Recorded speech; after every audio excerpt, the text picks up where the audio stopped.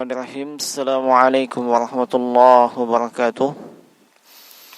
Alhamdulillahilladzi arsala rasulahu bil huda wa dinil haqq liyudhhirahu 'ala ad-din kullih walau karihal kafirun walau karihal musyrikun. Asyhadu an la ilaha illallah wahdahu la syarika lah. Iyyahu na'budu wa iyyahu nasta'in. Wa asyhadu anna Muhammadan abduhu wa rasuluhu al-mab'uts rahmatan lil alamin. Sallallahu alaihi wa ala alihi wa ashabihi wa man tabi'ahum bi ihsanin ila yaumiddin wa sallama tasliman katsiran amma ba'du. Ikhwani fid din wa akhwati fillah, azanallahu wa iyyakum ajma'in. Hadirin wal hadirat, Bapak Ibu, para pendengar radio online Palopo Mengaji, demikian pula dengan As-Sunnah Kabupaten Bone yang ikut menilai. Barakallahu fikum. Semoga Allah Subhanahu wa taala senantiasa mencurahkan rahmatnya untuk kita semua.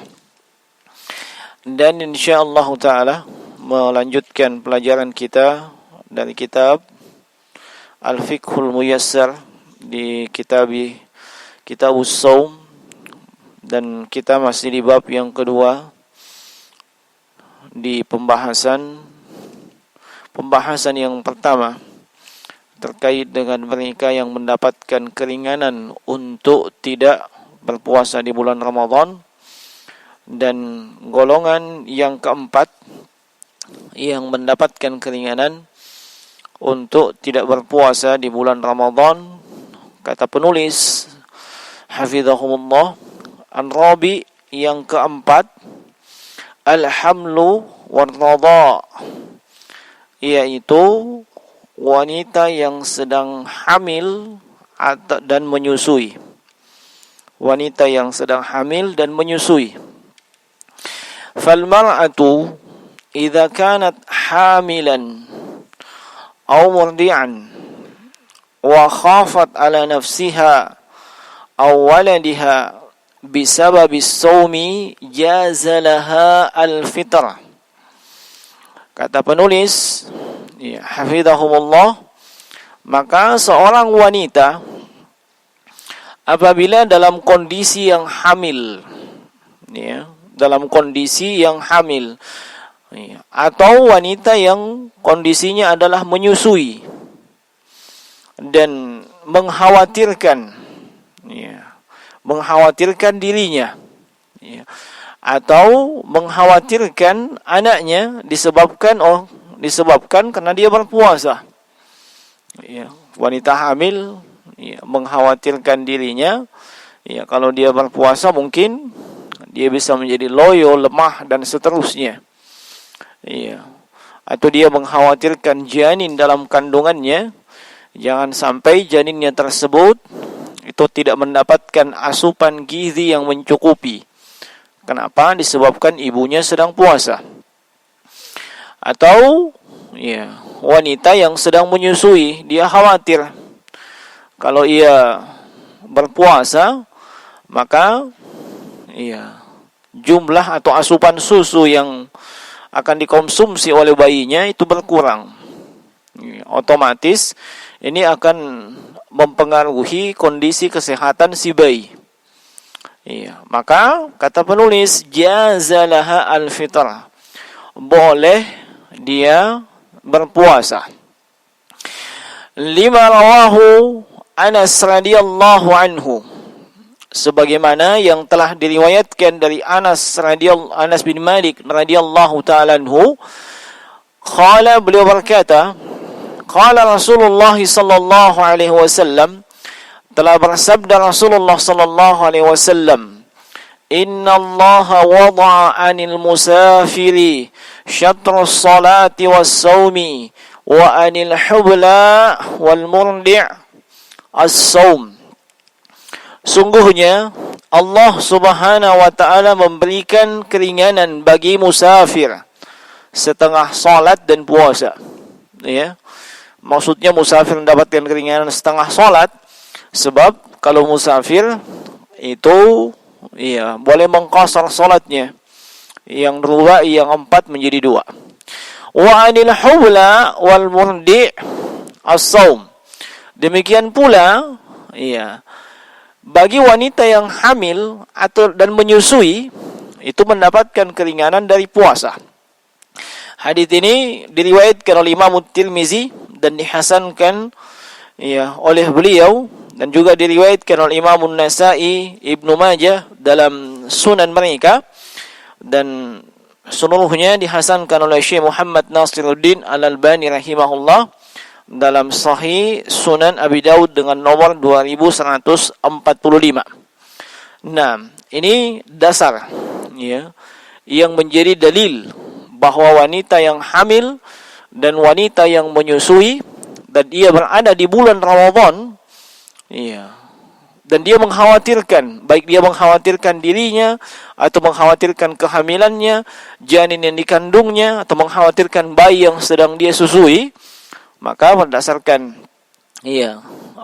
hadits ini atau berdasarkan riwayat ini itu boleh dia untuk berbuka atau boleh dia untuk tidak berpuasa. Nah, dan ini tidak ada silang pendapat di kalangan para ulama. Tidak ada silang pendapat di kalangan para ulama, atau dengan kata lain para ulama sepakat bahwasanya wanita yang hamil dan juga wanita yang menyusui termasuk ke dalam golongan golongan yang mendapatkan keringanan untuk tidak berpuasa. Tidak ada khilaf di kalangan para ulama. Yang menjadi khilaf yang diperselisihkan oleh para ulama adalah mereka ini apa yang mesti mereka lakukan sebagai ganti puasanya. Ini yang diperselisihkan oleh para ulama, sampai yang sependek pengetahuan kami sampai ada 5 pendapat. Nah, kata penulis wa taqdi al-hamilu wal murdi makan al-ayyamil lati aftarataha wa dhalika in khafata ala nafsihima.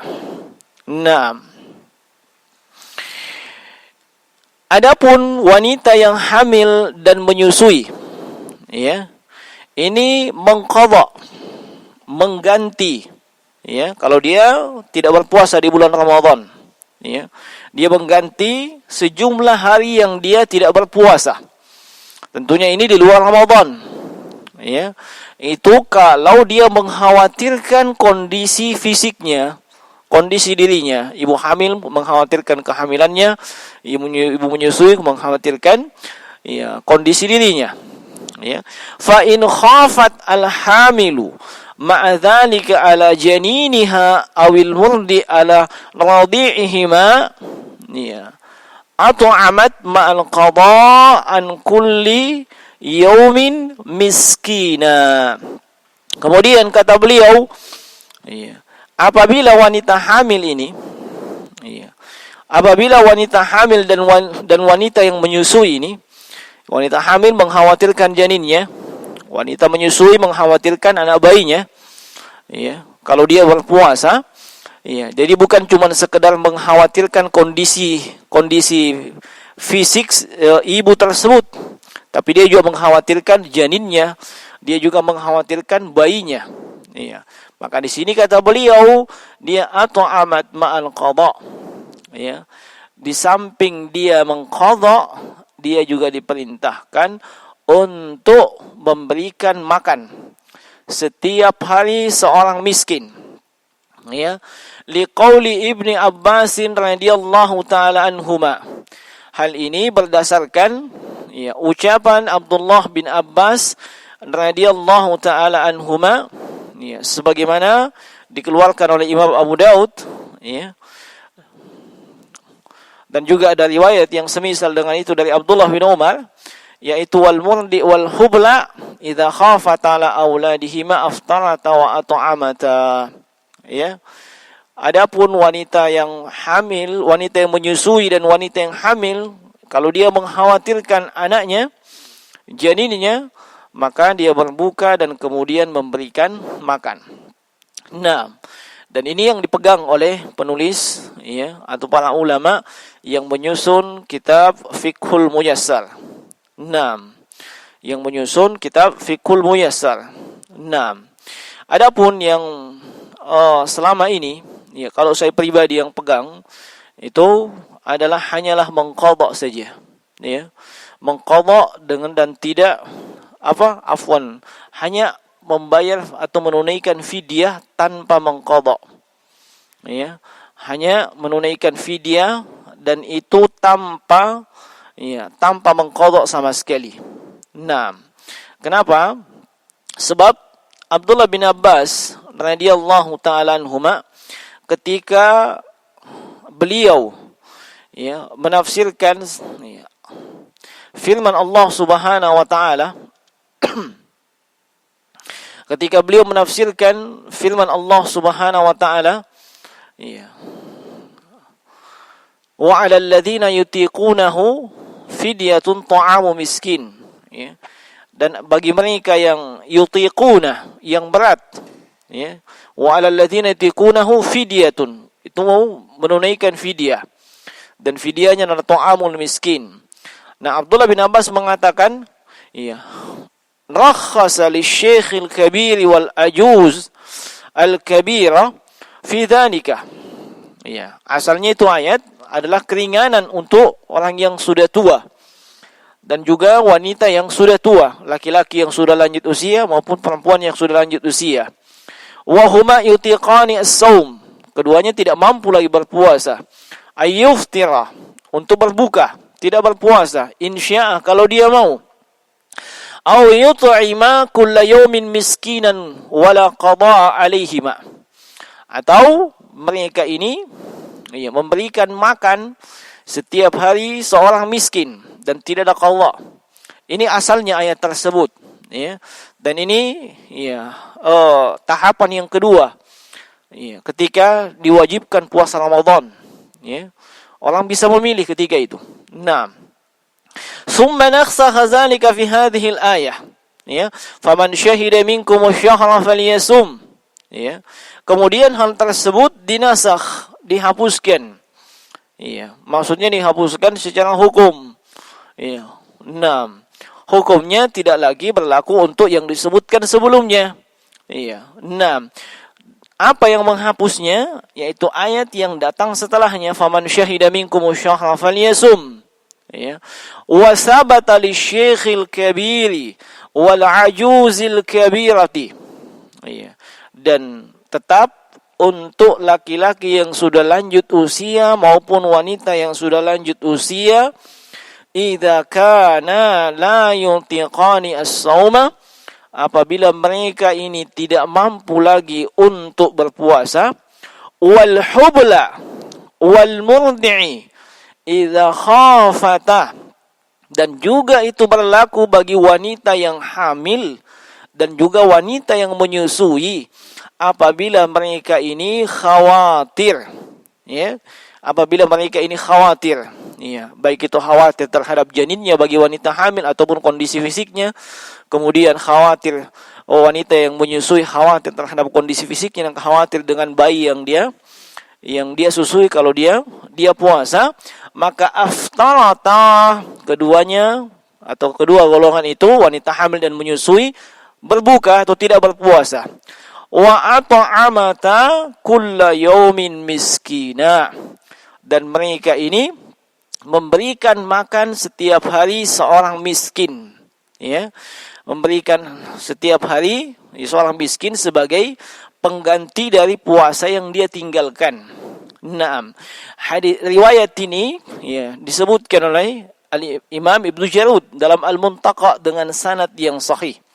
Nah, olehnya yang lebih kuat insyaallah taala bahwasanya wanita yang sedang hamil atau menyusui, entah itu dia khawatir terhadap diri dan kondisi janinnya ataupun dengan bayi yang sementara dia susui, maka insyaallah yang lebih kuat mereka ini adalah memberikan setiap hari seorang miskin makanan yang mengenyangkan atau dikenal dengan istilah fidyah.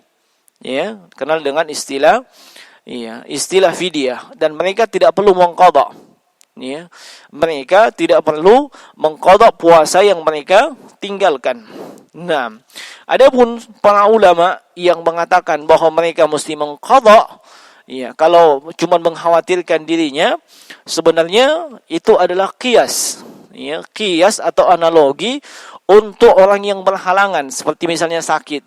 Sakit itu kan tidak membayar fidyah, tapi mengqadha atau mengganti puasanya. Nah, orang yang hamil itu dikiaskan sebagai orang yang sakit. Ya, makanya di antara para ulama itu berpendapat bahwasanya dia ini mengqadha. Nah, namun kita punya nas, ya, punya nas atau punya dalil yang jelas, yang tegas, dan nasnya adalah merupakan penafsiran dari ayat yang terkait dengan masalah ini, dan yang menafsirkan adalah sahabat yang terbaik dari sisi ilmu tafsir, yaitu Abdullah bin Abbas radhiyallahu taala anhuma, yang merupakan rujukan para ulama dari kalangan as-sahabah di zamannya dalam permasalahan tafsir. Nah, sehingga ini yang lebih kita kuatkan insyaallah taala. Meski demikian, kita tetap menghargai dan memuliakan para ulama yang mungkin pendapat mereka itu berbeda dengan pendapat para ulama yang kita kuatkan. Dan di sini sikap seorang muslim atau muslimah yang baik, jangan tatabbu'an rukhas. Apa itu tatabbu' rukhas? Dia cari pendapat para ulama yang paling enak, yang paling nyaman, yang paling gampang, yang tidak ada susahnya. Ya. Nah, ini adalah perbuatan yang tercela. Ya, seorang muslim dan muslimah mesti jujur dengan agamanya. Ya, jujur dengan keimanannya. Dia cari pendapat yang betul-betul sesuai dengan dalil, sesuai dengan nas-nas yang ada. Dan dia mengamalkan hal tersebut, bukan mencari-cari yang paling ringan. Dan yang lebih parah daripada hal tersebut adalah mereka sengaja mencari pendapat yang datang dari seorang yang bukan ulama, yang pendapat tersebut sama sekali tidak pernah diucapkan oleh para ulama. Pendapat yang baru yang tidak ada salafnya. Tidak ada salafnya. Nah, apalagi di zaman kita ini jemaah sekalian, nah, begitu banyak kita lihat, utamanya di media sosial, mereka ini yang kita tidak kenal, yang tidak jelas, yang dari mana asal-usulnya, kemudian mendatangkan pendapat-pendapat yang aneh, yang nyeleneh, yang tidak ada salafnya. Nah, yang tidak ada salafnya.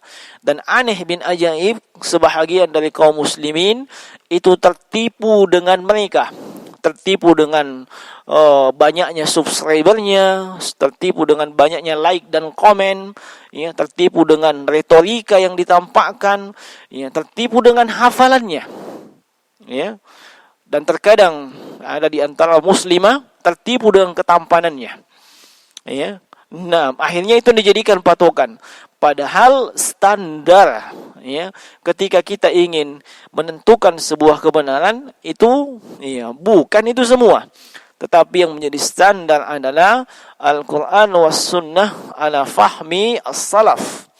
Al-Quran dan As-Sunnah yang merupakan landasan dan dalil, dan itu dipahami sesuai dengan pemahaman generasi terbaik dari umat ini yang dikenal dengan as-salafus salih atau pendahulu yang saleh, baik dari kalangan as-sahabah, tabi'in dan tabi'ut tabi'in. Nah, jadi ini jemaah sekalian, fatulakhasu min zalika anna asbabal al-mabihata lil fitri arba'ah. Kata penulis hafizahumullah, maka dari sini kita bisa mengambil kesimpulan atau ringkasan, bahwasanya sebab-sebab yang membolehkan untuk tidak berpuasa itu ada 4.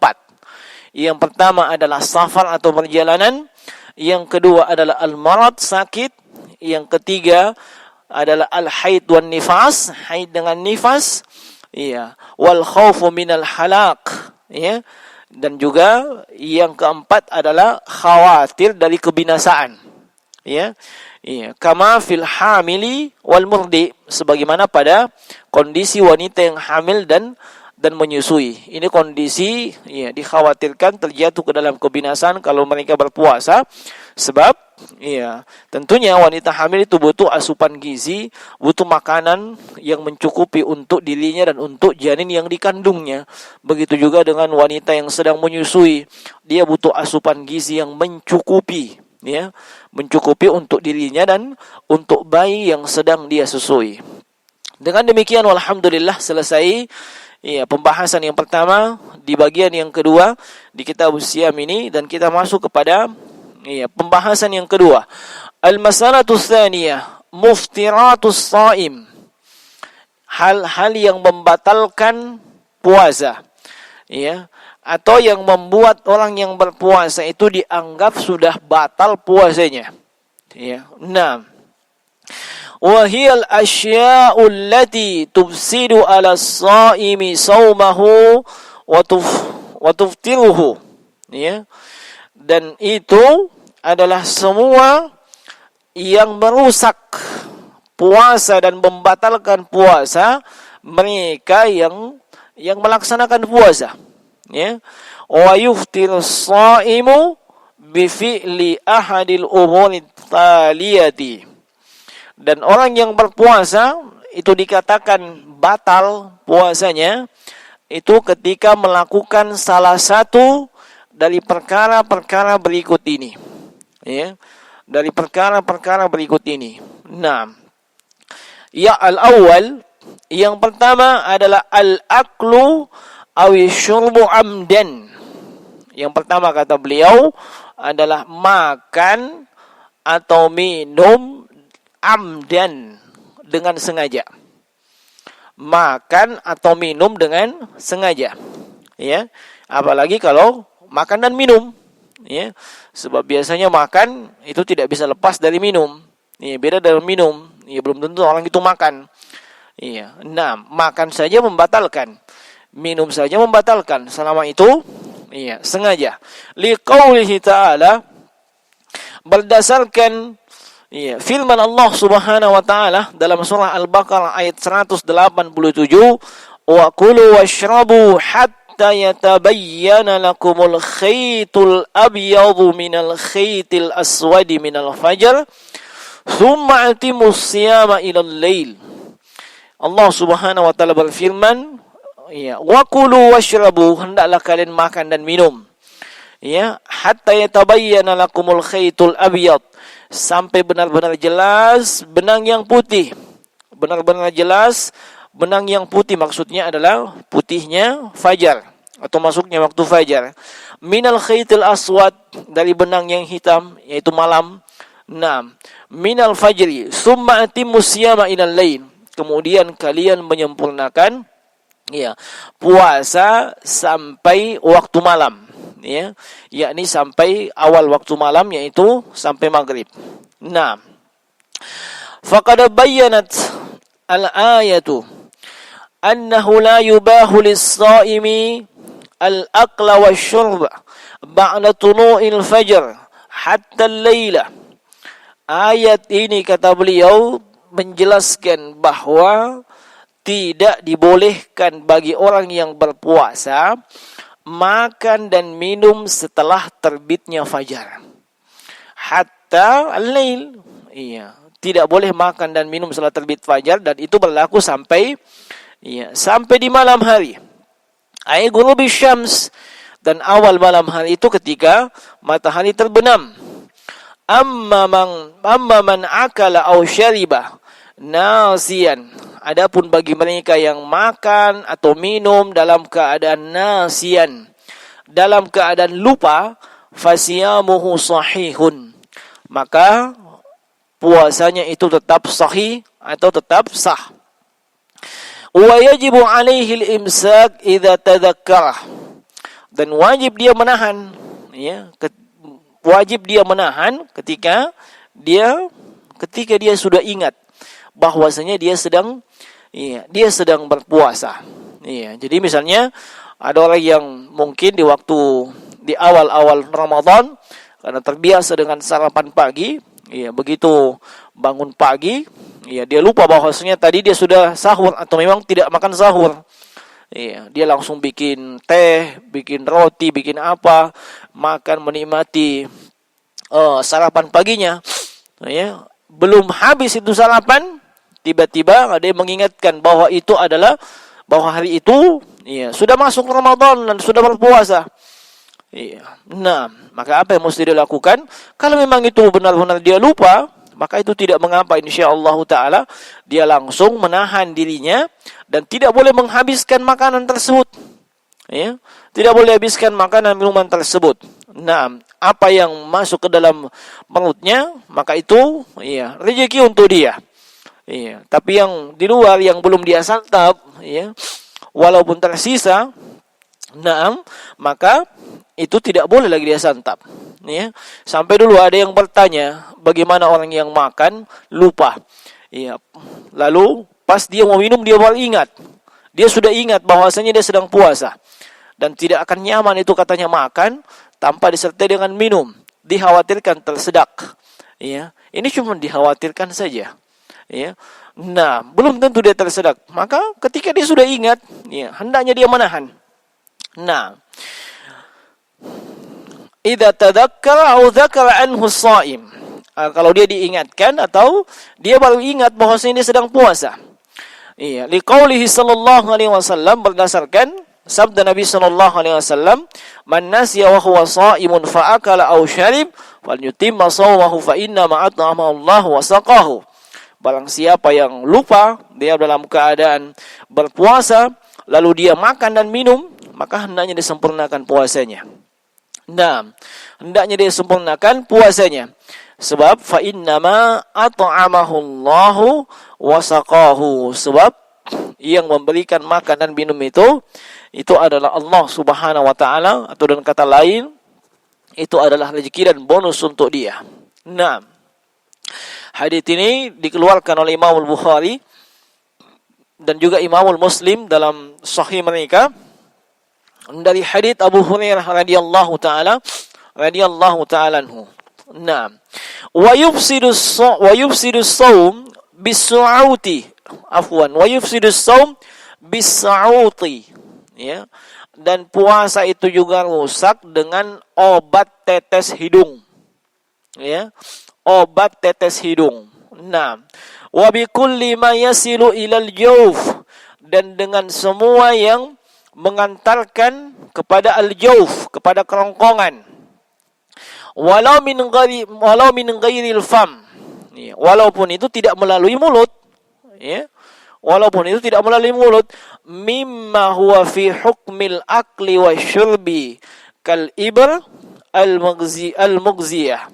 Nah, semua ya yang masuk ke dalam perut walaupun tidak melalui mulut. Iya. Yang mana yang masuk tersebut memiliki hukum yang sama dengan makan dan minum. Ya, seperti misalnya suntikan, ya, suntikan yang mengenyangkan atau suntikan yang mengandung vitamin, yang mengandung fungsi makanan dan seterusnya. Nah, jemaah sekalian, ya, rahimani wa rahimakumullah, para ulama itu sepakat bahwasanya setiap makanan dan minuman yang menguatkan tubuh itu membatalkan puasa. Ya, semua makanan, minuman, ya, yang menguatkan tubuh, semuanya membatalkan puasa. Ya. Adapun makanan dan minuman yang tidak menguatkan tubuh, ya, tidak memberikan efek kekuatan pada tubuh, ya. Ini mayoritas ulama atau jumhur ulama juga menganggapnya sebagai pembatal puasa. Ya, sebagaimana disebutkan oleh Imam Ibnu Qudamah dalam Al-Mughni di jilid yang keempat di halaman 349. Nah, dan yang lebih tepat insyaallah taala adalah semua jenis makanan dan semua jenis minuman, ya, yang masuk ke dalam perut, ya. Nah, apakah itu melalui mulut ataupun melalui hidung ataupun yang lainnya, ya. Nah, apakah itu bermanfaat? Ya, misalnya memberikan efek kenyang atau memberikan efek penghilang dahaga dan efek yang lainnya, ada manfaatnya ataupun tidak mendatangkan manfaat. ya, tidak mendatangkan manfaat. Semuanya itu yang benar adalah membatalkan puasa. Iya.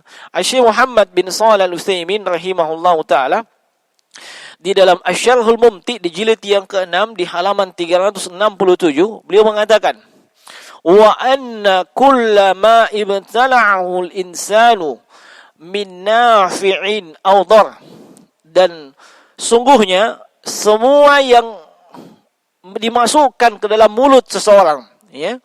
Nah, min nafi'in aw dar, apakah yang masuk tersebut adalah sesuatu yang bermanfaat seperti makanan, minuman, dan yang semisal dengan itu.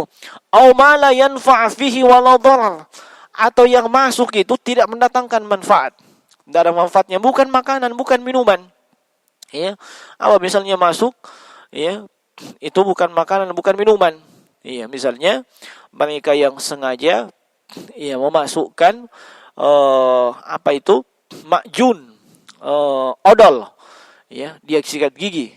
Ya, sikat gigi, ya, asalnya menyikat gigi dengan menggunakan odol itu tidak membatalkan puasa. Ya. Nah, kalau ada yang tertelan dan itu tidak ada unsur kesengajaan, itu juga tidak membatalkan puasa. Tapi kalau dia sengaja, ya, sengaja sambil sikat gigi, ya, telan sedikit, apakah itu odolnya, apakah itu airnya, atau mungkin sekalian apanya itu, sikat giginya, ya, sengaja, maka itu batal puasanya. Padahal itu tidak mendatangkan manfaat, tidak bisa memberikan efek kenyang, tidak bisa juga menghilangkan dahaga. Nah, mala nafa'a fihi wala dharar. Iya. Apakah itu tidak mendatangkan manfaat, tidak bisa memberikan efek kenyang, tidak bisa memberikan efek menghilangkan haus atau dahaga, dan juga tidak juga mendatangkan mudarat kepadanya. Fa innahu muftirun li itlaqil ayah. Kata beliau rahimahullahu ta'ala, maka dia ini batal puasanya berdasarkan ayat yang ayat tersebut Allah sebutkan secara mutlak. Ya, wa kulu washrabu hatta yatabayyana lakumul khaytul abyadu minal khaytil aswadi minal fajr. Nah, sehingga apa saja yang masuk, ya, apakah itu makanan, minuman atau selainnya, ya, dalam keadaan itu disengaja, ya, dalam keadaan itu disengaja. Nah, demikian pula kalau memasukkan makanan atau minuman, ya, melalui hidung, ya, melalui hidung, dan itu sampai ke perut dengan sengaja, maka yang lebih tepat, insyaallah taala, yang lebih kuat, ya, memang ada silang pendapat dalam masalah itu di kalangan para ulama, hal itu juga membatalkan puasa. Ya, hal itu juga membatalkan puasa berdasarkan keumuman, ya, hadits Laqit ibn Sabrah radhiyallahu ta'ala anhu sebagaimana dalam Sunan Abi Daud, ya, dan juga dalam Sunan At-Tirmizi, Nabi sallallahu alaihi wasallam bersabda, asbighil wudu wa khallil bainal asabi wa balik fil istinsyaq illa an takuna sha'iman. Kata Nabi, sempurnakan wudu, wa khallil bainal asabi, dan cucilah di sela-sela jari yang ketika Anda sedang berwudu, ya, dan wabalik fil istinsyaq, bersungguh-sungguhlah ketika beristinsyaq, ketika menghirup air ke hidung, ya, menghirup air ke hidung ketika wudu, illa takuna shaiman, kecuali Anda dalam keadaan berpuasa. Nah, ini menunjukkan bahwasanya, ya, ketika dalam keadaan berpuasa tidak boleh seseorang itu benar-benar, ya, bersungguh-sungguh beristinsyaq, dan istinsyaq memasukkan air ke hidung. Sebab dikhawatirkan air tersebut masuk dari hidung ke kerongkongannya, iya, dan itu membatalkan puasanya. Maka diambil dari hal tersebut, diambil faedah hukum bahwasanya obat tetes hidung ataupun yang memiliki fungsi selain daripada itu yang dimasukkan melalui hidung, iya, dan itu bisa sampai ke perut dan itu dilakukan dengan sengaja, iya, maka itu juga, iya, itu membatalkan yang namanya, iya, membatalkan yang namanya puasa. Nah, ini hendaknya dipahami dengan baik oleh seorang yang berpuasa nantinya insyaallah taala. Nah, kemudian yang berikutnya jemaah sekalian, bagi mereka yang mungkin punya profesi sebagai seorang koki, ya, atau ibu rumah tangga. Ya, ibu rumah tangga dimaklumi, ya, bergelut dengan makanan, kue, apa dan segala macam. Atau Pak Balu, ya, penjual makanan, penjual apa dan seterusnya. Ya, apakah boleh dia mengetahui rasa daripada makanan tersebut? Ya, sekedar diketahui rasanya, dicicipi untuk diketahui rasanya. Ya, tujuannya bukan untuk dimakan, tujuannya bukan untuk diminum. Ya, apakah boleh hal tersebut? Maka kita katakan yang seperti ini kalau memang tujuannya adalah untuk sekedar mengetahui rasanya, maka insyaallah itu boleh, ya. Dan itu tidak membatalkan puasa. Hal ini berdasarkan ucapan Abdullah bin Abbas radhiyallahu taala anhuma, kata beliau la ba'sa lis-shaim, ya, alladhi yuridu, ya, tidak mengapa bagi seorang yang berpuasa yang ingin yuridu syira'ahu, membeli makanan, ya, ayyazuka, untuk merasakan atau mencicipi makanan yang hendak dia beli tersebut, ya, sepanjang itu tidak sampai masuk ke tenggorokannya, ya, sepanjang itu tidak sampai masuk ke dalam tenggorokannya. Namun hendaknya kita berhati-hati, ya, hendaknya kita berhati-hati dan jangan bermudah-mudahan juga dalam masalah ini, ya.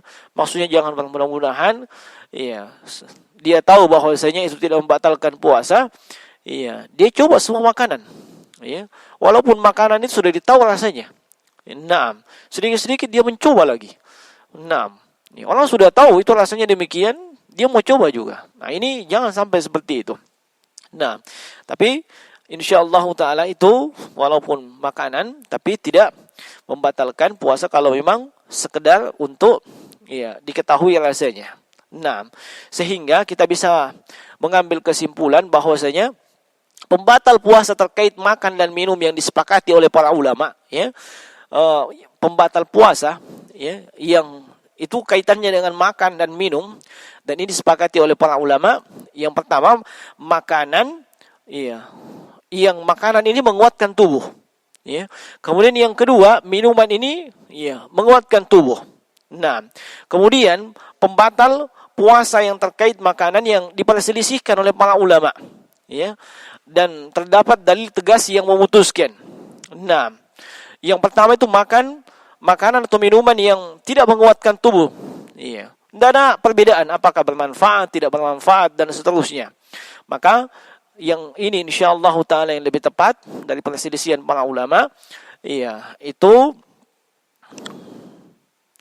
juga membatalkan, ya, itu juga membatalkan puasa, ya, berdasarkan keumuman dalil tanpa ada pengecualian.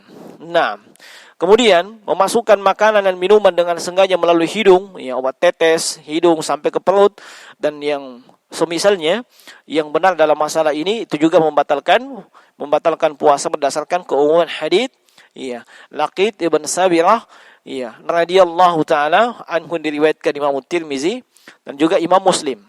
Nah, kemudian jemaah sekalian, ada pembatal puasa yang juga ini tidak disebutkan dalam kitab-kitab fikih, ya. Nah, sebab dia terkait dengan permasalahan kontemporer, ya, seperti misalnya tetes mata, tetes telinga, ya, memakai suntikan dan seterusnya, ya, dan yang semisal dengan itu, iya, atau memasukkan suatu melalui perut dan seterusnya, iya, termasuk hal-hal yang terkait dengan medis, apalagi saat ini dimaklumi, ya, di zaman yang ada pandemi COVID-19, iya, maka dalam masalah ini jemaah sekalian kita ingin, ya, memberikan, ya, kaidah atau pokok yang mesti kita pegang.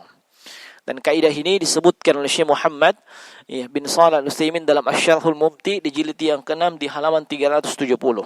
Ya. Apa itu? Ya. Nah, apabila kita ragu, ya, apakah ini membatalkan puasa atau tidak, ya.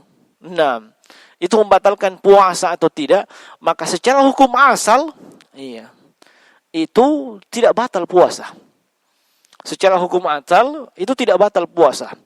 Nah, sebab, ya, seseorang yang mengatakan bahwa si fulan batal puasanya disebabkan A, B, C dan seterusnya, dia mesti mendatangkan dalil. Ya, yang mengubah hukum asal. Apa hukum asalnya? Dia sedang puasa. Nah, dia sedang puasa. Nah, kalau dia tidak bisa mendatangkan dalil, maka jangan lancang seseorang itu ya merusak ibadah orang lain ya dengan ya sekedar perasaan. Ya. Nah, sekedar perasaan dan seterusnya. Ya, atau sekedar kebiasaannya dia dijadikan sebagai dalil atau hujjah. Ya, ini namanya lancang. Ya. Sebab hukum asalnya seseorang itu puasa. Tidak ada yang mengeluarkan dari hukum asal ini kecuali dalil yang pasti. Nah, bukan perasaan, bukan kebiasaan, bukan pula perkataan nenek moyang, bukan pula tradisi dan seterusnya. Tapi mesti dalil. Nah, makanya hendaknya mereka yang sedang berpuasa, mereka ini, berhati-hati juga. Jangan sampai terjatuh ke dalam hal-hal yang membatalkan puasa.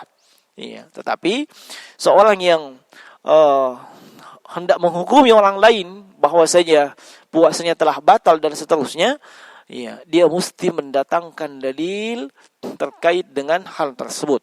Nah, sebab kalau dia tidak bisa mendatangkan dalil, itu akan menjadi hujjah baginya di hadapan Allah Subhanahu wa taala, yang dia ini merusak ibadah orang lain dengan ucapannya, dengan pendapatnya, dengan perasaan berdasarkan perasaan dan seterusnya. Nah, termasuk terkait dengan masalah makan, minum, dan yang semisal dengan itu.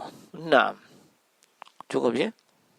Saya kira ini jemaah sekalian pembatal puasa yang pertama, yaitu makan minum yang disengaja dan yang terkait dengan masalah tersebut. Nah, dan insyaallah taala kita akan lanjutkan nanti di pertemuan yang berikutnya atau di sesi berikutnya, dan ini adalah sesi yang ketujuh ya. Nah, mengkaji kitab Al-Fiqhul Muyassar, khususnya kitab Siyam, dan kita berharap kepada Allah Subhanahu wa taala mudah-mudahan kita bisa selesaikan pelajaran kita ini sampai masuknya bulan Ramadan, sebagaimana kita berharap kepada Allah Subhanahu wa taala kita dapat mendapatkan taufik, dapat mengamalkan apa-apa yang sudah kita ketahui, apa-apa yang sudah kita ilmui. Dan kita juga memohon dan berdoa kepada Allah agar disampaikan ke bulan suci Ramadan. Sebagaimana kita memohon kepada Allah mendapatkan pertolongan dan taufiknya untuk dapat mengisi Ramadan dengan amalan-amalan yang terbaik, sebab itu adalah bekal tatkala kita menghadap kepada Allah Subhanahu wa taala pada hari kiamat nantinya. Demikian yang bisa kita sampaikan di pertemuan ini. Mudah-mudahan bermanfaat. Yang benar hanya datang dari sisi Allah Subhanahu wa taala, yang salah dari sisi kami. Subhanakallahumma bihamdika asyhadu an la ilaha illa anta astaghfiruka wa atubu ilaik. Wassallallahu ala nabiyyina Muhammadin wa ala alihi washabbihi wasallam. Assalamualaikum warahmatullahi wabarakatuh.